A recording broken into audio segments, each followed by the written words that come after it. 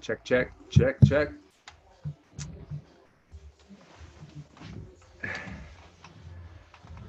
Hey guys, welcome to the R.A.D Podcast. Look who's back. E Machado's in the house. Back, baby. Episode 12. Mate. Is it 12? Yeah. Well, you When did I leave? Episode 4? Mate, I don't know, but obviously keeping these wheels on this baby moving since you've been gone and keep the momentum going. I've been looking forward, I'm like, what's Hugh going to get up to this week? You know what I mean? So I've just been deep diving into my contacts and there's so many people I want to interview, but I wanted you to be here as well because we mutually know them as well. But mate, as per usual, this is brought to you by the Mobile Barbershop Depot and Squeaky Clean Car Wash. We've been washing cars out there. He's been smashing the car washes. It's been so busy. Working on his tan. If anyone needs a job and they're on the Gold Coast, I'd love to employ you because he's flat out. I'm flat out. So hit me up on the DMs. DMs. Your DMs, yeah. So we're back. Eric's been on holidays, as you'll know. He's been in Canada because he is Canadian. Canadian. Ontario or Toronto. Toronto. And what we wanted to talk about today was get Eric back in the fold. And I thought what would really be cool would be to interview Eric and Eric interview me on what we've both missed from each other's lives. Or we've both been away. We have spoken a couple of times. I did call you when you were away in that first week because I found out some pretty crazy news that certainly influenced me, and I will talk about that another time. But Eric was the first guy I actually called in relation to that. Because I just wanted to spill my heart out to him in relation to that, so that was really cool. Good. But like I thought what was really cool would be, mate, traveling. Two things: traveling with kids. Because so many people travel with kids, but you've done these long haul flights and long trips, and then to like putting in place systems for your business to run smoothly when you're away, right? So firstly, okay, let's talk about your business. So Eric runs a property. So holiday accommodation. So we business. got a sales division, we have a property management division, and we have a luxury holiday accommodation division, which we basically manage luxury units on the Gold Coast between Surfers Paradise and Broad Beach, and some luxury houses. And I got a business partner in that, Chris. He started the business probably about 13 years ago now. And that business goes well. It's pretty systemized. We keep a finger on the pulse, but it's good because, when Chris goes away, I'm here.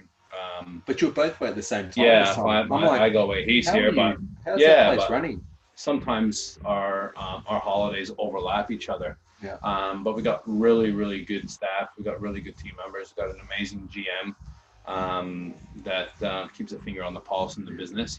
He's really good, but he's been trained by us, which has been good. And he's got a heap of experience in the industry. So would you say that having the confidence to leave a business like you have all comes down to the trust you have in your staff and having good staff? And systems and letting go. I think you need to have, number one, good staff and people you can trust, but you also have to get over trying to do everything yourself. Like Todd, who's the GM in that business, has been in the industry for a very long time, and he's very, very trustworthy. Like he's a key to the business, and Chris is a very smart entrepreneur. I've learned a lot from Chris over the years as well, and he's all about systems and putting things in place, and so am I. And we're lucky enough to have that in place that we can pick up and go at times, because he's got family overseas as well. His wife's from Russia, so he heads there quite a bit to Europe. I washed his car last week. Yeah. He said that. He said he did a good job, man. So break that down for someone, because I've got a good buddy of mine, Jason, who owns a property valuing company here on the Gold Coast, and he's gone on a surfing trip for 4 days. So he and his business partner have gone away for the first time on a surfing trip, hard to contact, and he was really nervous about going because he's never done it before. And he's just like how do you, I know a lot of people get nervous about leaving their businesses. So like, what was it for you guys? So you got a really good GM, you've got good systems in place, and then just letting it go. Yeah, and letting it's go. gonna do Yeah, it. it's not our first time that we've done this. Because our kids now are in school, and so is Chris's kids, we tend to now be going on holidays during school holidays because you're restricted on when you can go. You know, we do some overlapping and stuff like that, but we try not to overlap. Yeah. But at the same time, you know, we're kind of restricted now. Whereas before, when the kids weren't in school, I would try to be here, or he would try to be here while one of us were away. But So now, some tips you'll give people. yeah. So the number one is getting over yourself, thinking that you have to do it all and be there. You know, like staff can do a lot. Good staff. That's why you have to hire. Hire slow, fire fast. That's Gary V. You know what I mean? Yeah, that's Gary V. And the worst thing you can do is keep someone on. Yeah. Then they're not performing. You to cut them off. Yeah, correct. And we're pretty lucky because in our style of business, or invest in them. It's very difficult to, you know, have distrust because no one's touching money. Usually distrust comes with a lot of money. And like while we're away, we still have the finger on the pulse with the accountants. So no one else has bank access. Only we do, right? Yeah. So we're still doing little bits and pieces, you know, but it's one of those things where, you still have to keep a finger on the pulse. I think to go away and like totally not think about it at all, that's pretty cool.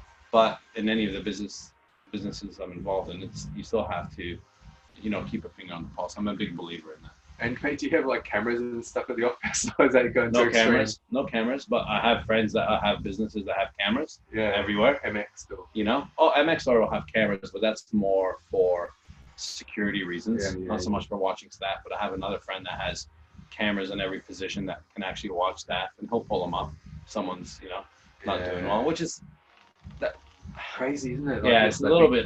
Thing. Yeah, it is. Remember, I had cameras when I had my clothing shops.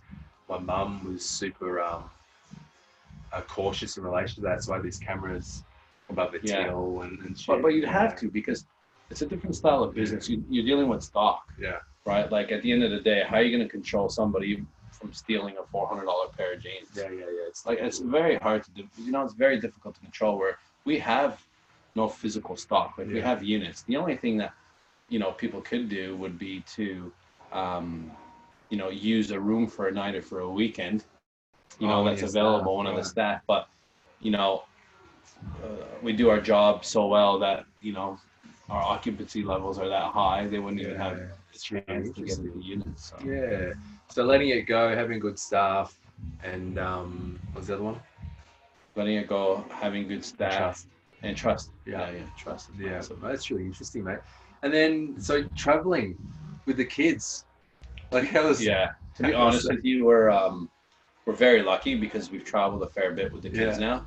Oldest is 6, youngest is 3. Yeah. And I call them traveling veterans, is what I call them, because we get applauses all the time once the plane lands.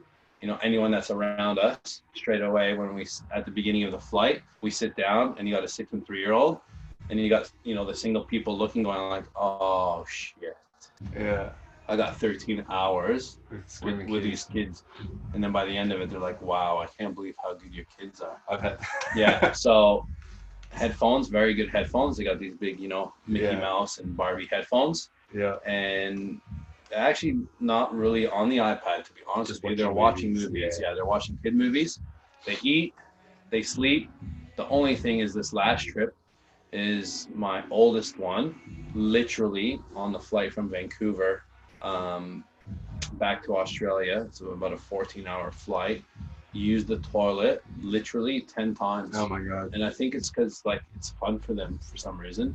And me, I'm like, and the thing is with kids is like they have no sense of like germs, and so with them they touch everything. And me, I am so anal, like I'd rather wear gloves almost. Oh, dude, on the plane. Right? Like honestly. So a lot of the time now she just goes and uses the toilet by herself. I was starting to go with her and I'm like, well, sometimes what I don't see is probably just better. And I just tell her, just make sure you wash your hands, you know, with soap. And every time she'd come out, I said, did you use soap? And she'd stick her hands up to me. She goes, yes, Dad. And I'd smell them just to make sure. I did that with Bo because I picked up, she'd just go to the toilet. I don't trust her. I'm just like, wash them with soap. Yeah. Like, okay, Yeah. And then, that's hilarious. Yeah, but sticky planes. Yeah, but honestly, that's probably their. So you bring your own food. Yeah, we have their own snacks. They still eat some of the airplane food, but the airplane food is pretty average. It is. But they have their snacks. Yeah, they definitely have their snacks. They have some toys that we bring. They have some, art and coloring in and stuff. So she's Viana at the moment is learning how to read, and we're doing sight words and stuff with her. So we brought all that and did a little bit of that. Good. But with the when you got to be careful when you're traveling with kids because you got to pick the flights correctly. Like you don't want to have a 14-hour long haul flight during the day. You want to try and fly at night because when it's at night, they're sleeping and they dim the cabin in the plane, so it's dark and everyone closes the window. So you're basically forced to sleep. Yeah. So choose the flights. Choose your flights. Nighttime ones. Yeah, for long haul flights. Yeah. And how'd they go with the jet lag? Not too bad. Well, adults are a lot worse. Yeah, 100%. Adults are a lot worse. I got actually a funny story. Yeah. So, Viana's in a private school. Yeah. And it's some of it is subsidized, by the government. Yeah. Right. So we pay a certain amount. Yeah. And the government pays a certain amount because it's this Montessori type of school. That's cool. Yeah. So before we went away, we were arriving August 1st. We just booked it that way. We arrived back in Australia August 1st. And because we missed a couple weeks after school holidays of her not going to class, I get an email from the enrollment, head of enrollment, this lady.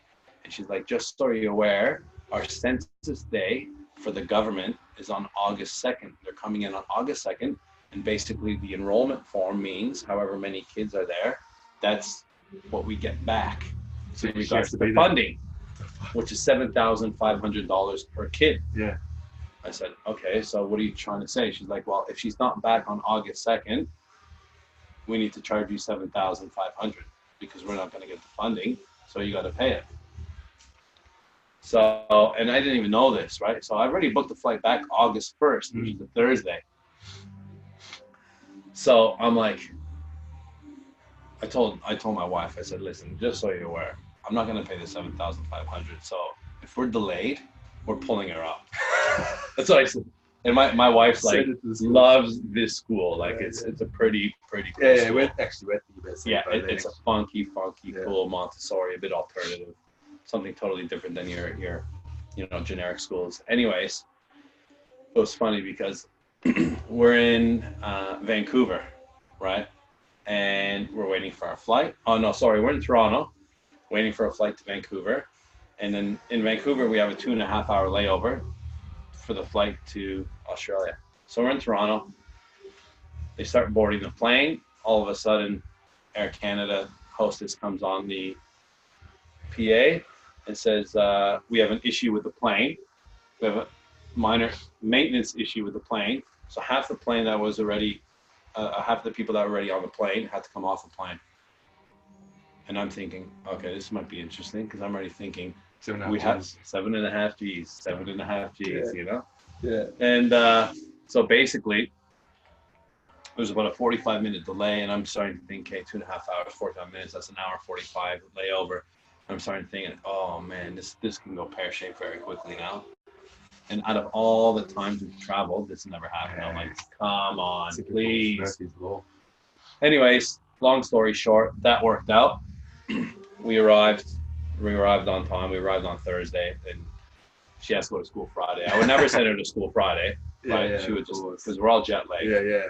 And I told one of my mates, and he's like, man, you actually going to do that to her? I go, man, I don't care if I got to pick her up and throw her over my shoulder. I'm going to walk her, sleeping if need be, and place her into the classroom just so she can be enrolled for the day. Because I'm not paying $7,500.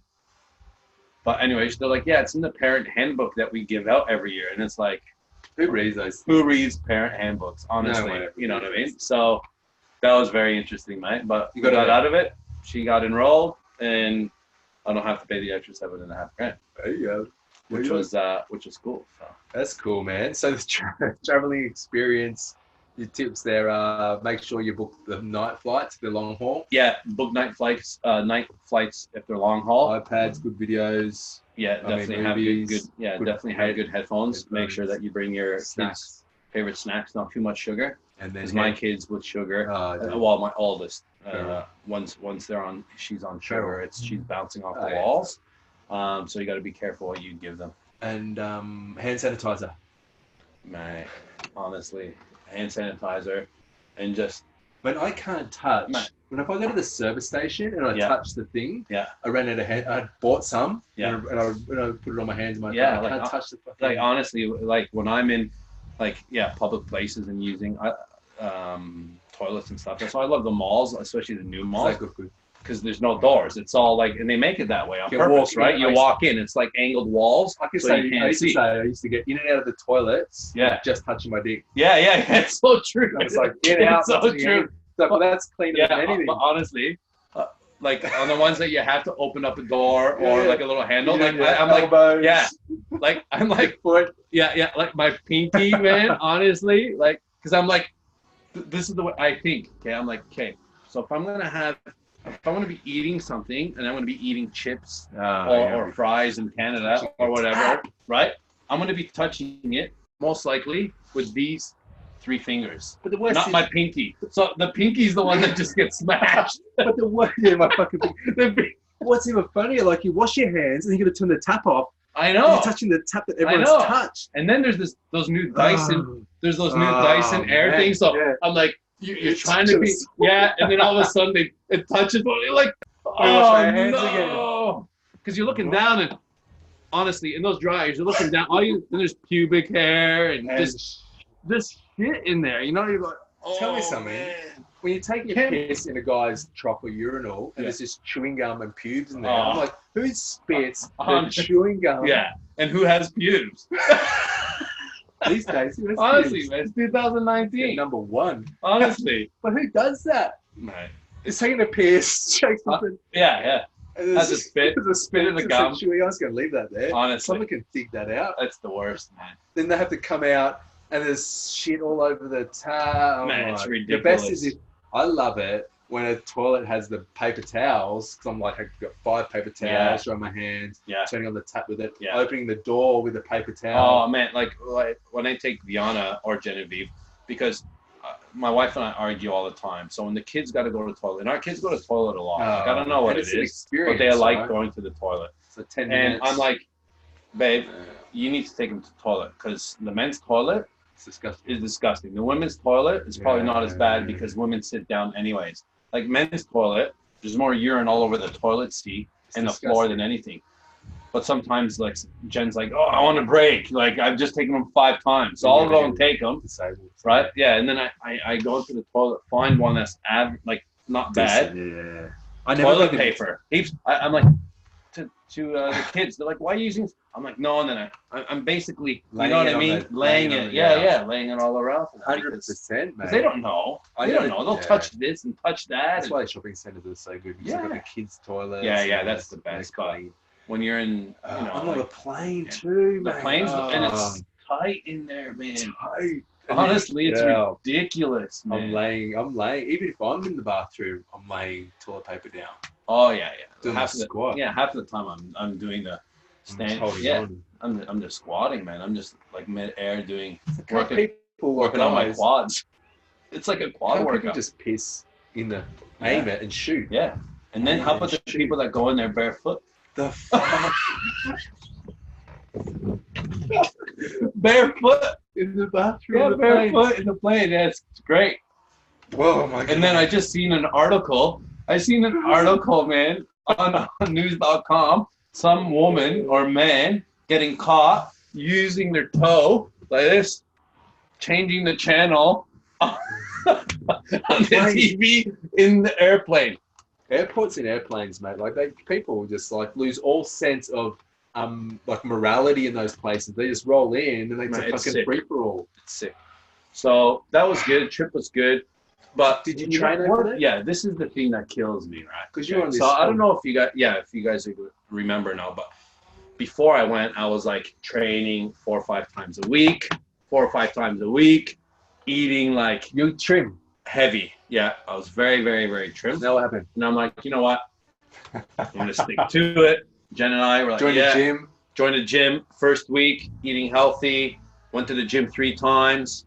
Second week, next thing you know, get invited to dinner, burger.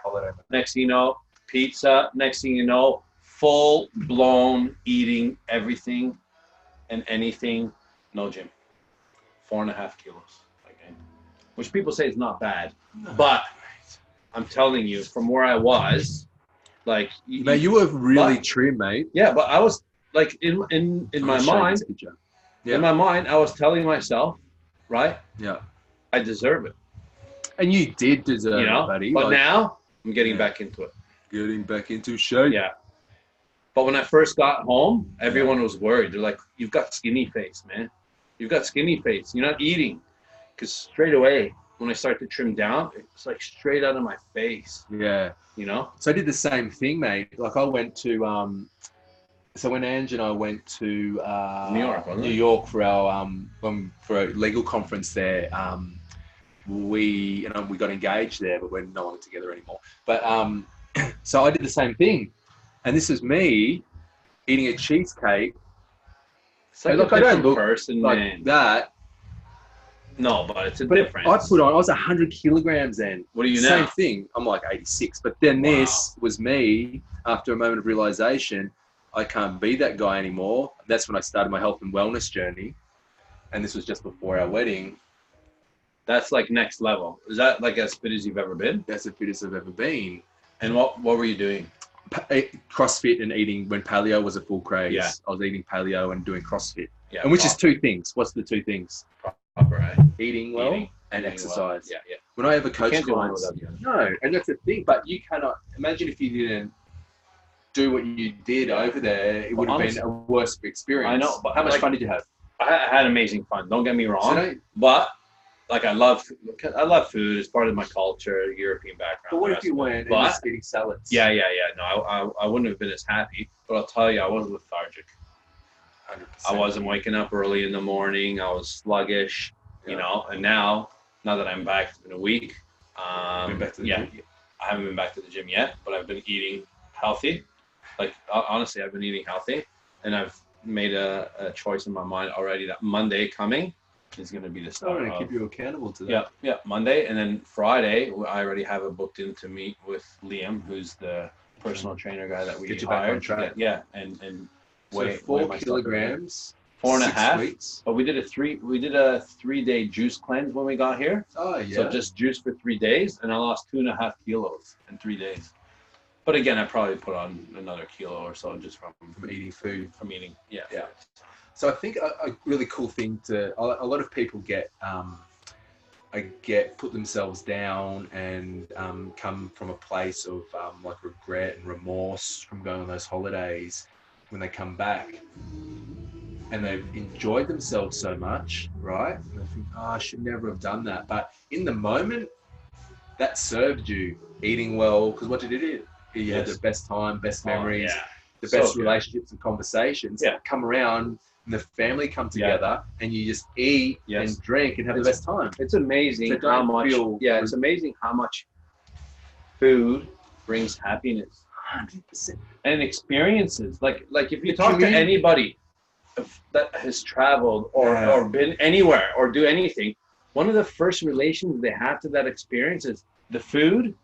Right? It's like, where's your favorite place? Oh, blah, blah, blah. Because of, this restaurant. It was the best pasta I've ever, never mind and everything else. It's like, you're in Italy, but they talk about the pasta. They don't talk about your meals. You know, Leaning Tower Pizza. Like, I had this best restaurant, I had this best meal, we had this best view, we had this best conversation, we got engaged there over this meal. Because what it does, over the thousands of years, what happens when communities come together and have big feasts? Yeah. And they have the best parties and the best time. It's all related to food. So I think people shouldn't have regrets or remorse in relation to having that fun on holidays, right? Do it within reason, but certainly like what you've done, you know that you've been over there now, you've had the best time ever. Yeah. You've come and you need to get yourself back into shape, right? Yeah. You're not going to continue that. No, and it's back at it. No, it's That's the problem. If you continue that behavior back in your normal routine, it's not going to work. But it's funny how humans, you know what I mean? Like, honestly, like up to that trip, up to leaving, even like on the plane on the way there, I wasn't even eating the plane food. Like, I was just like, oh, I can't have that. I can't. Like, literally, no one could influence me before I left.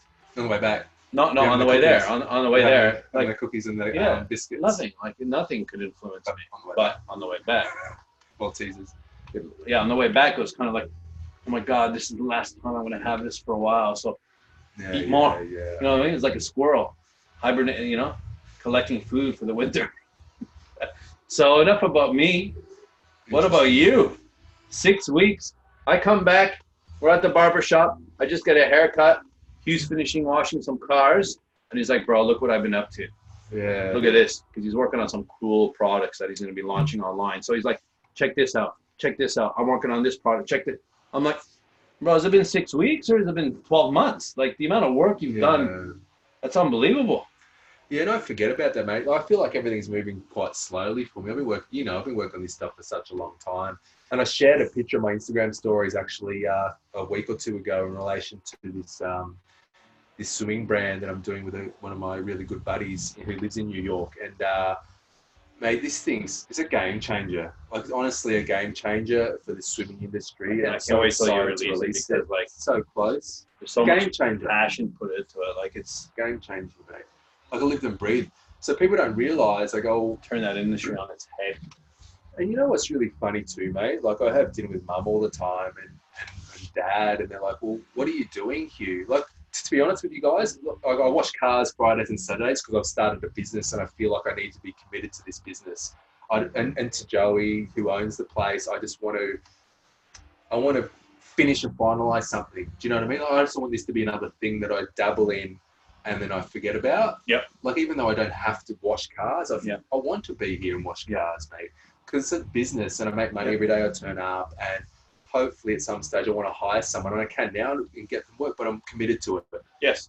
I don't want to not stop it. It's like the podcast. We could easily just say, it's too hard. Eric's away. Let's stop and just obviously not do it. I want to come in every weekend, wash cars. And now I'm getting a real good clientele in here. So that's one thing. But then mum and dad's like, well, why don't you go back and be a lawyer? Yeah, because that's what they're wired. That's how they're wired. And they're like, what are you doing for money? Like, how are you living? And I'm like, they don't get the entrepreneurial lifestyle where I'm working on a long-term vision, not short-term satisfaction. Yeah. And why this rolls back into this is because I've been really working on two things. I'm doing this online coaching program that I'm rolling out. It's called The Dangerously Successful Man. Learn how to weaponize your life and live a supercharged life by ruling your routine. So a 7-module, 7-week online program for guys like us. So everything that I've drawn, all my life experiences, and I help guys to rule their routine. So I'm working on that. I've been working on that. It's been a huge work in progress, and I finally launched it. And I've been seeing it, and I've been actually getting a message from a couple of people from here going, hey, is this your mate? And then all of a sudden it's got a, Facebook sponsored ad. Yeah. And I didn't even realize that you started this sponsored ads yet. And I'm like, yeah, that is him, Yeah. So the thing with that is that, so that's like my sales funnel, right? So for me to get in front of all these people to get them to enroll in my online program, like it's Facebook ads and advertising. So it's a funnel. They come through, they click on the ad, it obviously resonates with them. And then I get on the phone and I call them and then I book them into this online program. So people don't see that work.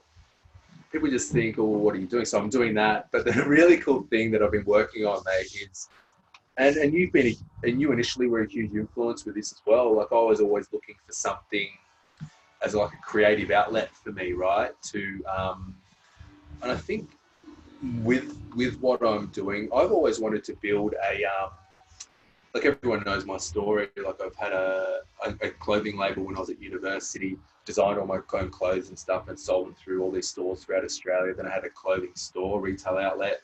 And then it's always been a vision of mine to do something to do with clothing and retail. Well, you've always had your brand, right? Like, not just selling other brands. You've always... Yeah, I've had my own brand. Yeah. And then this is what this is. So I've been, I'm working on a number of brands and products at the moment with a business partner of mine who's I've known for a very long time, went to school together. He's actually lives in New York, and he's my business partner. So I'm like the creative director of this brand, and he's like the back end. He runs, pretty much runs all the back end. He does all the analytics. He's like the CFO of the business. He came from a hedge fund accounting law background, proper guy. And I'm obviously with my background as well. And we're both in the similar journeys. And mate, he's a dad of 3 girls, kind of a stay-at-home dad as well at the moment, because he can, so I don't want to talk too much about him, but he certainly can do that. And I'm obviously the same similar journeys. We've just come together randomly, and we're creating this brand, which I shared with you. So it's got to do with swimming, and it's a game changer. It's sick. Honestly. So good. Like you're actually going to turn that industry on its head. And I love it. It reminds me of like, koala mattress and like all these industries that are just average industries that no one's done anything cool with for so many years. I got a koala mattress. Yeah, koala mattress comes out of nowhere and just like bam, like.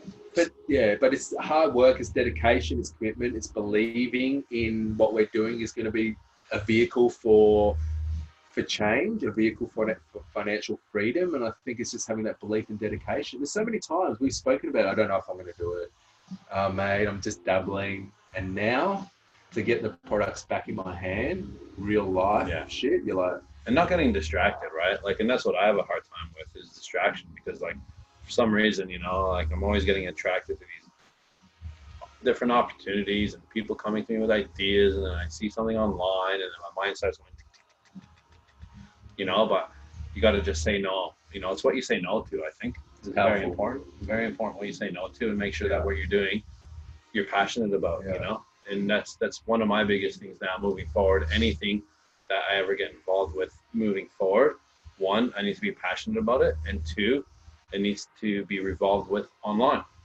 100%. Unless it's real estate, it's got to be online. Like, that's where I'm not interested in manufacturing businesses. I'm not interested in restaurants and cafes and difficult. Setting up a store in a mall, like that's hard work. Yeah. And I think so like when you've got the passion, and that's what I'm doing a lot of posts at the moment. People can see all my You're very posts. active. I'm very active at the moment. Why I'm doing that, I think I go through phases in my life. So I'm really sharing through social media a phase of my life at the moment. It's a growth phase, and that's what I'm sharing. Like, chase your dreams, have a dream. Is it a method of therapy for you too? Like, does it help you? Like, 100%. And I think express yourself. Yeah, the social media aspect. I love it. Like, I look forward to it. Thanks, I really appreciate. And a lot of people, I get so many messages, people saying, I love what you're doing. I love that post. I needed that today. And for me, I'm like, fuck yeah, you need it. I needed it too. I needed to share it. And that's why I share it, because it resonates so much. And there's other people out there in the same, not a pain point, but needs that motivation, and they see that and go, I'm doing it. Like the shit I post on social media always has a story and a value to it. I agree. Right? Like, I'm not just posting, and it's real, eating fucking food. Yeah, and it's real. That's the thing. It's like you're practicing what you preach. It's not like make thy bed. You're making your bed. Morning, you know what I mean? My like girls make their bed. And like every morning, no matter where I am or what I'm doing, I'm always meditating, mate. I need to get you to meditate. I need to rule my routine, man, especially my morning routine.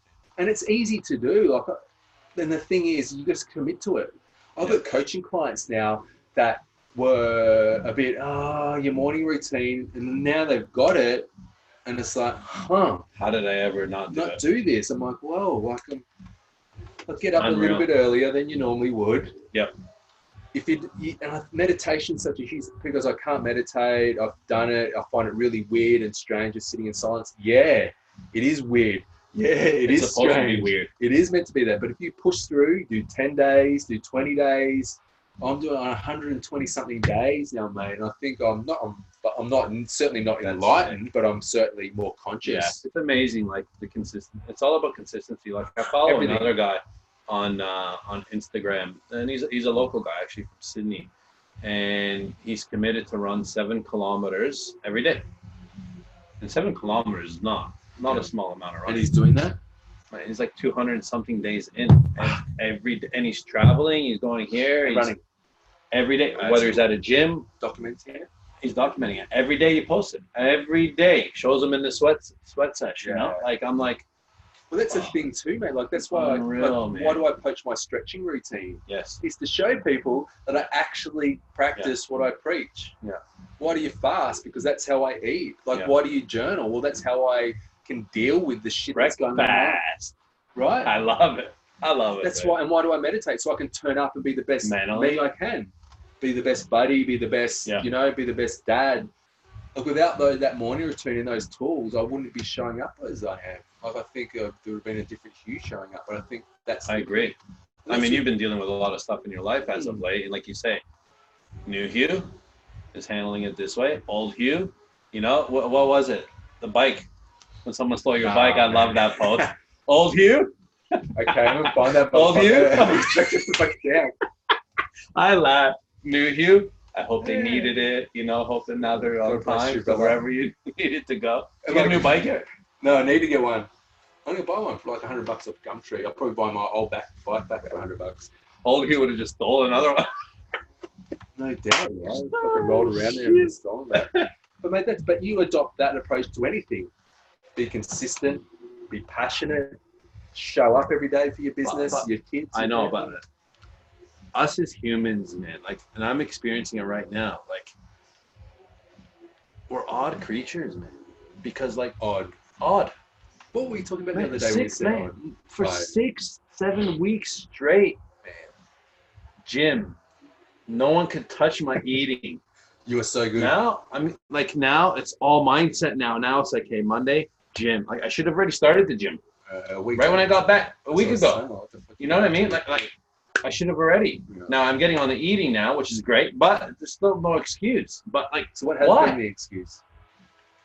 I don't even know. I'm just telling myself we'll just wait till Monday. Wait till Monday. Why? Why not today? Yeah. You know what I mean? Why not just wake up at 5 o'clock, go to the gym? So the other morning, I didn't want to. Same thing. I didn't want to do this kettlebell. So my morning routine is meditate, journal, stretch, and exercise. I'm like, I exercised yesterday.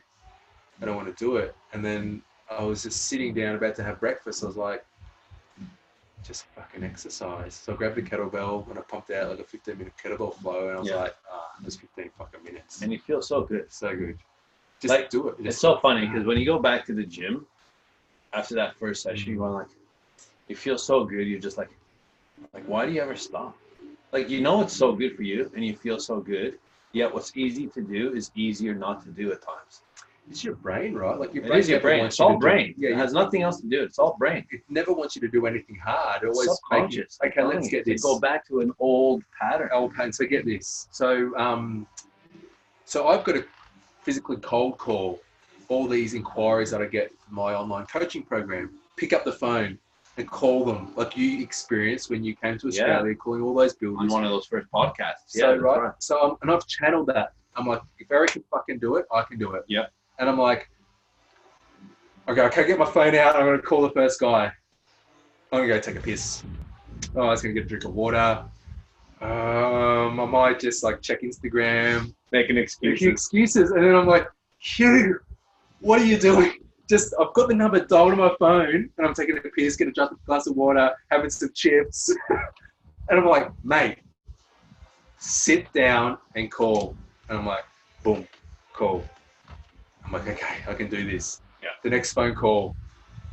Oh, what's going on outside? I'm getting distracted. I'm like, so you know what it is?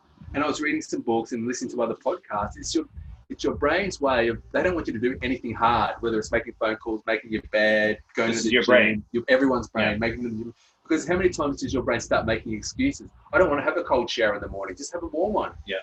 No, I'm having a cold shower. Yes. I don't want to go to the gym. Because I'm comfortable in bed, it's still dark. I'll go tomorrow, I'll start next Monday. Yeah. But it's just because you don't want to, and you're just like, okay, brain, stop. Honestly. I'm fucking doing it. And I'm experiencing it, right? It's crazy. I don't get it. It's that your brain is hardwired to stop you from doing something that is going to cause a brain stress, anxiety, overwhelm.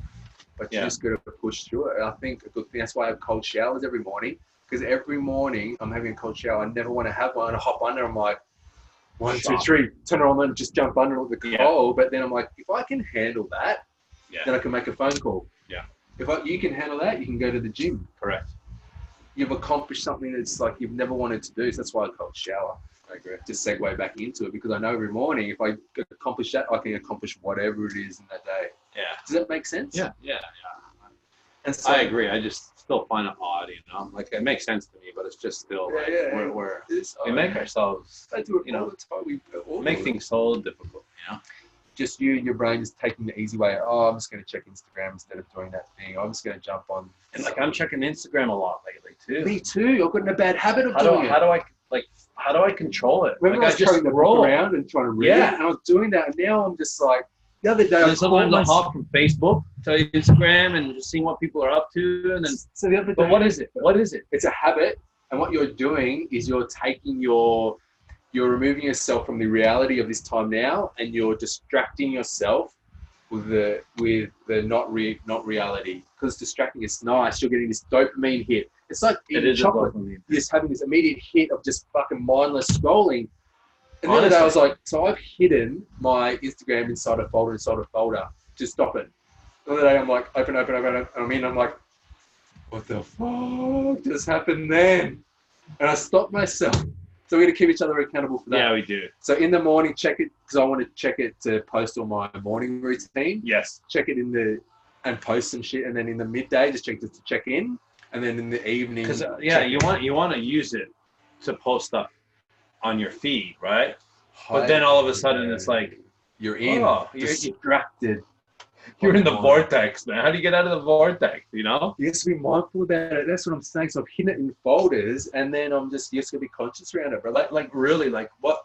What your mind really wants to do is sit at home and just eat Betty's burgers in the dark and scroll Instagram. 100%. But meanwhile, you know what I mean? Your life's exploding around you. And you're just fucking worried about everyone else's shit. It's fucking mental. And then you start comparing yourself. You're going like, fuck, they're killing it, man. Right. Wow, look at that lifestyle. Serious, man? They're in Mykonos for the last 6 weeks. Like, holy shit, man. What am I doing? Like, yeah, fair enough. We just went away. But you know what I mean? Like, you're just going like, that guy's killed. What? Fucking, that's a sick suit.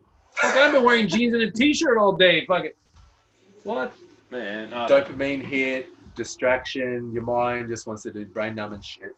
And I'm stuck there too. I'm at least conscious enough about it to talk about it, and then figure out a way to get out of it. I realize. But for people listening and watching this, the way to get out of that is to be conscious around it. Go realize when you're doing it. Yeah. Set yourself some boundaries around it. Yeah. Like do your morning, midday, and afternoon, and then and when you're actually doing it, I think following people and things that are inspiring you to live a better life. Yeah. Not people that just because there's like I've been deleting certain things off because I'm like, why am I following this? Like, what is this giving me right now? Inspirational stuff. Yeah, like is it is this doing anything for me? Delete, So I think that's what it is, mate. Make it harder for you setting your social media up. So I taught this the other day at that real estate office that I do. Yeah, how was that? Yeah, so good, mate. So I got there. So you got to set your like it's like if you come home and you come into a cupboard and it's full of junk food, you're going to eat it. But imagine setting your home time up for success. What are you going to do? Yeah. You're going to not have that junk food in the cupboard. So when you come home, it's not in there. You're not going to eat it. Correct. Do you know what I mean? That's my motto. If you go to the shops, you're not going to eat it. Don't walk down the chocolate aisle or the chip aisle. Yeah. Because if you don't walk down that aisle, you'll make bad decisions. But how many times if you have it at home, you're going to eat it? And that's why we've been buying performance meals. So that it's basically just healthy prepackaged meals. Yeah. And the reason why we've been doing it is because obviously it's healthy and we're counting the macros. But secondly, you don't make bad decisions. So if it's not there and you let yourself get hungry, what are you going to do? Oh, let me just run and grab some sushi, or let's go grab whatever on the run. So you're going to make it more difficult for you. So what I'm saying is adopting that mentality to your social media. Yep. So what do? You're going to hide it behind some folders so it makes it harder for you to get into it. One. Yeah. Number two is set some boundaries around how you use it. And then three, once you're in there, you're following shit that inspires you, motivates you, makes you happy, that makes you laugh. Follow some funny shit. Like makes you laugh. I think there's probably apps already out there, but I think a good app would be like one It times it locks you out of it. Yes. Ange had one of those. Yeah, at times it locks you out, that you can't go back. Yeah. Right, so you're there, you're on it for 5 minutes, locks you out for 2 hours or an hour. That way, you forget about it. And by that time, your head's deep in something else. I think that. Especially with the kids. Oh, 100%. The worst when kids are around. Next, you know, you're on your phone and they're like, you got to be very, very, not really very conscious around that. Same. So I never take, you'll see if I go out to dinner now, I'll always have my phone in my pocket. I'll never put it on the table. That's actually, you know what? I read something. It's a level of disrespect 100%. if you have your phone, because what you're you're telling the other person across from you is the phone is more important than they are. And so I don't do that. When we're not with my kids, the same thing. Unless I'm filming them for fucking. For something to put on Instagram. But man, that's what I recommend for parents out there. So you've been busy, man. Yeah, between the program and obviously the products. I got some. I won't talk too much about it, but it's gonna release it more and more. And you did the you helped out that company, that real estate company in Brisbane. Did some personal development stuff with them. They're really moving. Like Dan from Urban Properties, man. We met him at Tony Robbins UPW, and what a guy! Like I'd love to meet him. I'd love to meet him. I'm going to introduce you to him. He's a legend. And like the same story as you. Maybe if you want to do some holiday accommodation in Brisbane. 100%. So and like the charity, the Butterfly Effect that he set up is so good, mate. Like, do you listen to it? So you listen to the podcast? Not that one, no. No, not that one. I actually didn't listen to that one. So his mum worked 3 jobs to put him through a private school. Sorry, his mum's struggling really hard to put him through the school. So he set up this charity to go back to that school to pay for kids' school fees for the year where their parents are struggling to send their kids to school. Wow. I nearly cried when he fucking told me that. That's very cool. Because he's got the ability now to pay for kids' school fees at that school where their parents are struggling. Wow.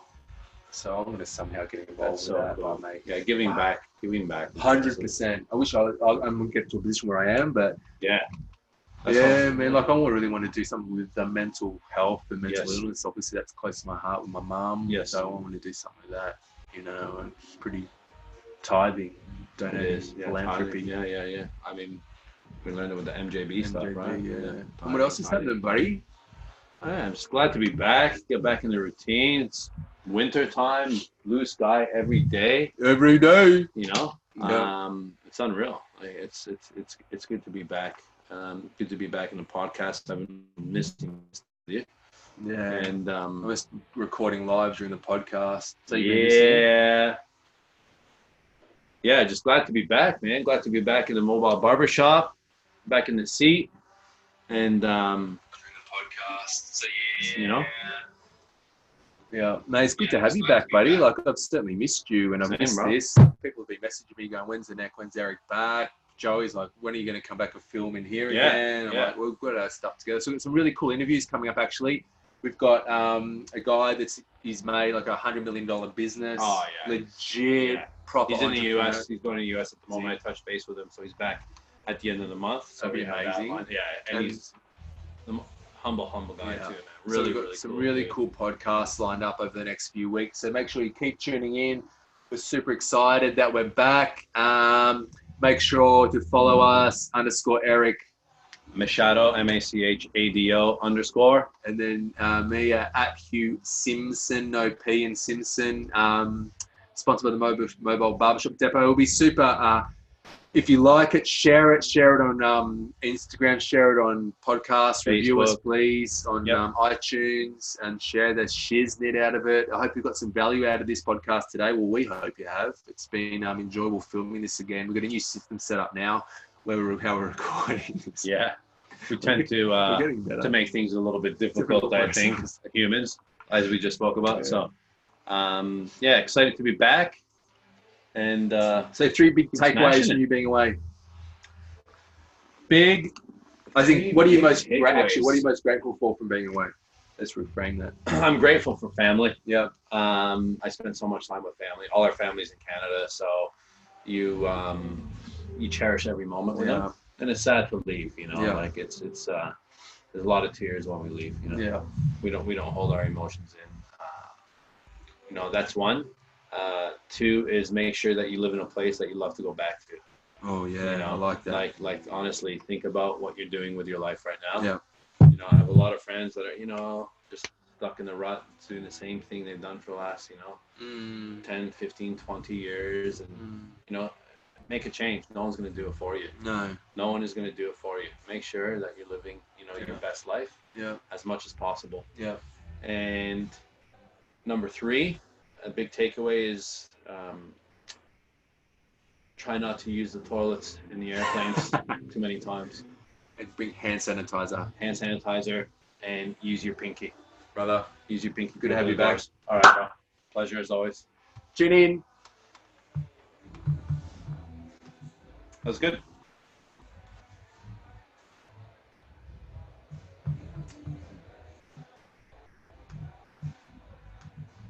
Very good. Good timing. Now I can go and